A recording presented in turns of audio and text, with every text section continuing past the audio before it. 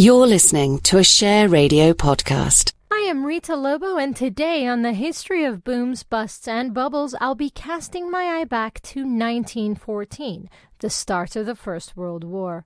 Perhaps not surprisingly, the shooting of Franz Ferdinand, the Archduke of Austria, in the streets of Sarajevo, and Austria's subsequent ultimatum to Serbia, drove Europe and its economies into a state of panic. London, perhaps as it was one of the biggest and most influential markets, was hit particularly hard. But we never hear about this crisis. Professor Richard Roberts from University College London investigated this crisis in his latest book, Saving the City, The Great Financial Crisis of 1914, and I spoke with him about this time and why we scarcely remember it today. In June 1914, Franz Ferdinand was shot in Sarajevo, and the London markets barely registered this event. But then a month later, Austria delivered an ultimatum to Serbia, and that triggered a severe systemic crisis in London. Why did the markets not respond to the first event and respond so vigorously to the second? In the previous three summers, the summers of 1911, 1912, and 1913, there had been diplomatic crises or wars in the Balkans. And one must assume that in June 1914, people reckoned that, well, it was just another one of these false alarms. And certainly, if you look at the prices, there are no extreme movements after the assassination of the Archduke on the 28th of June. On the 23rd of July, Austria issued this ultimatum to Serbia, saying that unless it complied with some very harsh terms, Austria would declare war and gave Serbia 48 hours to comply with the terms. This was generally reckoned to be tantamount to a declaration of war by Austria, a country of 45 million people, on Serbia, a country of about 6 million people. And it was feared that it would trigger a European war. So the risk perception of war suddenly was transformed and suddenly became a reality. The markets melted down comprehensively. The sell-off on the stock markets began the next day, on the Friday, and continued on Saturday. They actually traded on Saturday morning in those days. And it began in Central Europe on the markets in Vienna and Hungary and Berlin, and then spread out in sort of concentric circles. By the middle of that week, all the European stock exchanges had closed. The London Stock Exchange remained open until Friday the 31st, but then for the first time in its history of 177 years, it closed in mid-session at 10:15 in the morning, because the brokers and market makers in London were experiencing an avalanche of sales of securities by continental owners and brokers and banks, and prices were collapsing, and this threatened ruin for the London market professionals. Now, in the meantime, earlier in that week, other London markets have broken down. So, comprehensively, London's markets broke down within a few days. There were also fears that the crisis would feed back into the banking system and that there would be a banking crisis. The banks believed that a major run had begun, and that meant that they refused to pay depositors in gold coins. The gold sovereign was the normal circulating currency of the day for payments. And they paid out instead in Bank of England paper pound notes. So plainly these notes were not very useful for everyday transactions. When people were paid in notes, they then had, under the gold standard, the right to convert them into gold at the Bank of England. And that's what happened. And about 5,000 people turned up outside of the bank, forming long queues, trying to change. And this gave the impression of a run on the Bank of England, which was, to say the least, unfortunate. And you say this gave the impression of a bank loan. It's a bank run. It sounds like a bank run to me. Why do you describe it as an impression? You could call it a bank run if you like. Mostly bank runs happen when people are uncertain that the bank is solvent and that they will be able to get their money back, get their access to their deposits. I don't think anyone was thinking that the Bank of England was insolvent, but people wanted the certainty of cash rather than a promise. The threat of war was actually what triggered this then. It's not like, there's no preceding credit expansion or boom. It's a different type of crisis. It takes much, so the origins are different. It's a threat of war. But like earlier panics, and indeed like the panic of 2008, the feature is a type of run. I mean, in 2008, you saw a retail run at Northern Rock, and in at some U.S. banks as well. But mostly the run in 2008 was a wholesale run in the interbank markets, and it can be countered by the central bank in similar ways. In 1914, the Bank of England provided very liberal discounting, but in contrast to more recent crises, the bank raised the interest rate that it charged rather than lowered it. It did that because that was the conventional wisdom under the gold standard, that in a crisis you provided liberal liquidity but at a penal rate. And the rate was raised from 3% to eventually to 10% by Saturday the 1st of August. And that was so the price of money trebles in about 3 days. And that was regarded as, it was completely unprecedented, and it was regarded as signaling the severity of crisis. All the time, you have the diplomatic crisis ticking away as well. The first country to go to war was Austria on the Tuesday. It actually went to war on Tuesday, the 28th. In the late afternoon, it went to war with Austria. But Britain doesn't go into the war until a week later, until midnight on Tuesday, the 3rd of August. So this collapse of the British financial markets is happening while Britain is not at war and has not even decided to go to war. Back to the end of July, stock markets still closed, and the main London financial markets are all essentially collapsing in the week before Britain goes to war. Some have referred to it as the most serious systemic financial crisis that has ever overtaken Britain. And around 50 countries had stock exchange crashes and runs on banks. What defined this systemic crisis in particular? Well, that simultaneously we're talking about the whole system of markets and sectors rather than individual institutions or individual firms. You couldn't trade, you couldn't buy or sell any financial asset. One of the measures that the government took when the Treasury became in charge of managing the crisis was to introduce a 4-day bank holiday. This was while they worked out what else to do. And during the bank holiday, of course, all the banks were closed, so depositors couldn't get access to their deposits in any form. And in Britain, that's unprecedented. Happens quite often in Argentina and places, but it had never happened before and never happened since in this country.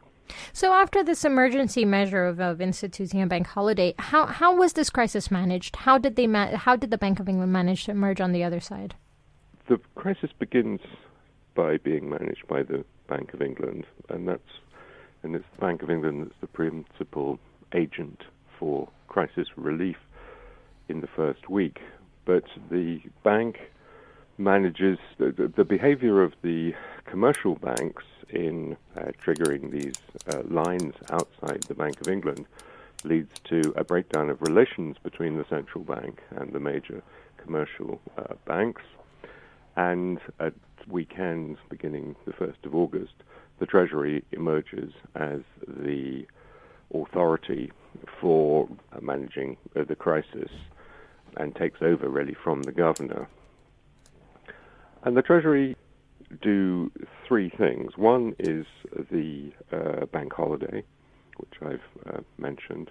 The second one is they say, well, to relieve the pressure, the craving for a small currency, they decide to print a parallel currency to the Bank of England's currency, state currency, note issue of small denomination notes issued by the Treasury. So for 14 years, from 1914 to 1928, Britain actually had two parallel currencies, the Bank of England currency and the Treasury currency. And the third thing they do is they impose a moratorium, which is a suspension of legally binding payments contracts for 1 month, so that contracts became unenforceable for a month. Now, that was in order to legalize banks' refusal to pay depositors if they needed to. In fact, when the banks reopened on Friday the 7th of August, Britain is now at war, there were no runs on the banks and there was no great emergency, so that power was never had to be used. Although it was used by other debtors who were able to claim that they were unable to make payment because of the war, and this was significantly economically disruptive, but it's impossible to quantify by how much, because you're in a wartime economy. It's not really like a normal environment. The other measure they took was to reduce the bank rate, that's the interest rate, from the crisis level of 10% to 5%, which was still significantly higher than the pre-crisis rate of 3%. Just to go back to the parallel currency there for a minute, the Treasury currency is signed by Sir John Bradbury, so people called them the Bradburys instead of the pounds. Who was trading in that currency? Who was using that currency? Was it for the general population, or was it specifically for banks? Yes, it was much more for the general population than actually banknotes. As I mentioned, banknotes had high denomination, and the reason that they wanted to issue the Treasury notes was to provide small denomination pieces of paper as substitutes for sovereigns or half sovereigns, which contain gold, or smaller denomination coins which were made of silver. The notes were widely used by the general public and were accepted immediately. They were afraid that people would refuse to accept them, but that didn't happen. And these three main measures that were rolled out in order to tackle the crisis, they largely worked, did they? They worked, yeah. They then have the problem of, well, how do we get the markets going again? Absolutely. Because the markets are still closed. And to do that, they did a number of things. The most interesting and radical thing they did was a scheme called the cold storage scheme, which was launched on the 12th of August. The terms of that were that the Bank of England would buy any bill which was a short-term debt instrument, which were the basis of the interbank market. There were about 350 million of these outstanding, and the bank ended up buying about 140 million of them. So, well over a third of the interbank instruments that were in circulation. This was completely unprecedented in the financial history of the world, and I think remained unprecedented until the the TARP scheme, although I don't think the people who devised the TARP scheme had ever heard of what they did in 1914. That's pretty interesting that you should say that, because a lot of people describe this as the worst ever financial crisis to hit London, and yet it's it's largely unknown. Not a lot of people talk about it a lot. Why do you think it's fallen into somewhat obscurity? It's very strange. It was certainly very well known at the time. There were 3 books written about it that were published in 1915. It was all over the press, and then it completely disappeared. I can only speculate that it was overshadowed by the war, and in the summer of 1914, just about everything was in crisis, and so there was a financial crisis. But there's life and death going on as well, not so far away, and I can only assume that it was just people overlooked it because of these larger existential things that were going on. That's interesting. And as an economist and as someone who's studied the crisis, what do you think is the lasting legacy to the way we think about money and the way we think about a crisis today? I think there are one can draw some parallels in the management of the crisis. Plainly, the origins of the crisis are very different. Hyman Minsky or Kindleberger or Reinhardt and Rogoff are looking at. And I guess that possibly the fact that there wasn't a credit boom and the normal features of a banking boom and bust would be another factor for why maybe it's rather disappeared from people's consciousness. As I say, one can look at the management techniques that we used. The main crisis management technique, which was widely used, was the moratorium. And as I say, that's a suspension of legal contracts. This was used by about 40 countries around the world as a crisis measure. Well, moratoria have certainly weren't used or were hardly used in recent crises. And so possibly there is... that's the technique that's fallen away. That's not really a legacy, I suppose. It's a reflection on the evolution of crisis management. There were no banks were nationalized. No equity was put into the banking system in 1914, unlike in 2008 or even in the early 1930s. But some banks that struggled managed to get credit through the Bank of England, did they not, in 1914? They did, yes.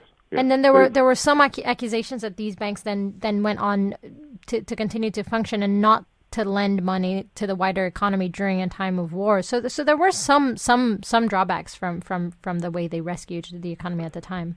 The banks behaved very similarly to the way that the banks behaved in 2008. I cannot say I'm surprised. There was an almighty credit crunch, and the Chancellor and the Treasury were extremely unhappy about the behavior of the banks and the fact that they took all this liquidity and they put it on deposit with the Bank of England, which is pretty much what banks did in 2008. I suppose then we can call bad behavior by banks the lasting legacy of the 1914 and every other banking and credit crisis. I guess you can. I think they would say that, well, they were being conservative. Sure. Professor Richard Roberts, thank you so much for speaking with me. And Professor Richard Roberts is from the University College London and author of Saving the City, the Great Financial Crisis of 1914.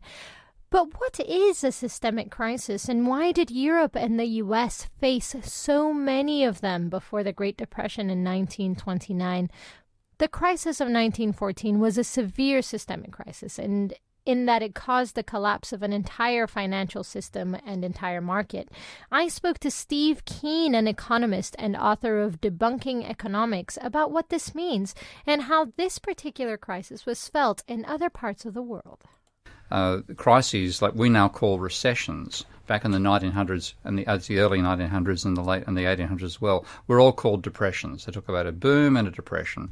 And there was a depression, which we'd call a recession now, every 10 to 15 years, all the way through the 1800s, right up until the 1929 catastrophe, when America, which during a normal recession would peak at something like about no more than 12%, which is still pretty high, hit 25%, and it stayed there. And it went down again, rose back up to 21% towards the end of the 1930s. So it's the regularity is the interesting thing.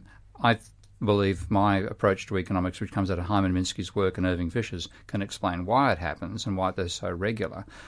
Why does it happen then? Because of the role of private debt in an economy, which is something which, bizarrely enough, the mainstream of economics, which I'm a critic of, which is known as neoclassical economics, completely ignores the role of private debt, simply saying it's a redistribution between people. When one person has more spending power and they borrow money, the person to lend has less. One cancels out the other. That's completely naive about the nature of banking. And if you go back to the 1920s, people are aware of this on both sides of the political divide that exists in economics. People were quite happy to say that banks, when they lend money, create additional demand. And when they stop lending money, there's a decline in demand. And if you go back to one of the people who was Keynes regarded as a major opponent of his, so you put him on the right of the spectrum with Keynes on the left, Pigou came out and with a book called Industrial Fluctuations and said if you take a look at the change in private debt, that's what drives the change in employment. So what you had in 1914, you had it in 1921, you had it in 1904, was a decline in the rate of growth of private debt. And with that decline in the rate of growth, there was less demand in the economy and unemployment rose. But those are cycles. What caused that decline in the rate of growth? Well, again, it comes down to what people borrow money for. If you're borrowing money for a speculative bubble, as we did back in the subprime bubble, then you get a level where if the house prices have been driven up to the scale, people, first of all, can't afford to jump on the escalator at the bottom. They look at the amount of debt they've got to take on and think, no, I can't handle it. So they stop joining in. You then have a decline in that rate of growth of prices, which feeds back into people's willingness to take on debt, and then down you go again. So it's one of these things that always fluctuates. You can't have a stable rate of change of debt. And this is where Hyman Minsky's insights are so good, because he argued that capitalism is fundamentally unstable, which is not necessarily a bad thing. The instability is seen as being a criticism, but capitalism's instability is part of its creativity as well. But Minsky's fundamental point was to say that the tendency to turn doing well into a speculative boom is the fundamental instability of capitalism. So what will happen is there'll be some, and I don't know the history of 1921, but there'll be some boom driven by a particular technology coming along or a particular asset class rising. People borrow money to ride on the boom. That drives up the level of demand in the economy. Then you reach the peak where people stop entering into that market and it goes down again. In 1914, which is the crisis we're talking about this month, it seems that what caused the peak to happen was a severe crisis caused by the ultimatum that Austria gave to Serbia, and that sent, everyone, the start of the First World War started to drive the economy into sort of a panic mode. And it's been described as a systemic crisis. Would you agree with this type of assessment? How does this fit in with Minsky's theory? Well, very well, because I'm looking at the American data here, and I have data on America's private debt levels going back to 1834. And when you look at this, I can give you in 1914, the level of private debt in America peaked at about 75% of GDP. During the war, it then fell for about 48%. And if you look at the trend over the whole time period, say starting in 1905 and going through to 1930, the trend was going from under 60% to 90% of GDP. So you had this period within the overall period of a rising level of private debt, you had a decline in the level of debt around the time of the war. Now that's the war itself causes a large amount of government spending, of course, and people get employment, shooting each other, making the guns to do it, etc., etc. But the private sector's investment plunged. And it also does seem to, it's always fueled by a lot of debt, so, we're all just focusing on war and very little is being produced outside of that, and there's a lot of borrowing. Yeah. Borrowing, if you think about total demand in an economy and see it as just coming out of income, then it's hard to explain these huge fluctuations. My argument is that demand and income coming out of existing money, plus demand and income generated by new borrowing, because when you borrow money from a bank, you create additional spending power of your own, which you then spend. So you both increase your spending, and because you spend it on somebody else, you increase their income. So your overall stream of demand depends not just on what's turning over at the moment, it's what's growing at the same time by the financial sector creating new money. Now, if that's required, say, to keep employment in what we'd call full employment, let's say like a 5% rate of unemployment, and you suddenly have a decline in the contribution of the change in debt, you can go from 5% unemployment to 15% very rapidly. And that's what was happening all the way through the 1800s. And what about the the changes that's caused by paying back that debt? That's exactly it. And this is the point that Irving Fisher made so well when he's been ignored by the mainstream, but he said that there's a huge difference between what he called a man-to-man debt, using the language of the 1930s, and a debt to a bank. He said if you pay back a man-to-man debt, then what's going on is the person who's paying back the debt, their spending power declines because they've handed over the money they owed. The person who gets the money back, spending power rises. It is the case that conventional economics thinks about and says, no big deal. But Fisher said when you pay back a debt to a bank, you reduce the amount of money in your deposit account, and the bank marks that off against your debt at the same time. That's actually reducing the amount of money in circulation in the economy. Thank you, Steve Keen, for talking to me. And thank you, Professor Richard Roberts, author of Saving the City, The Great Financial Crisis of 1914. That's it from me, Rita Lobo, on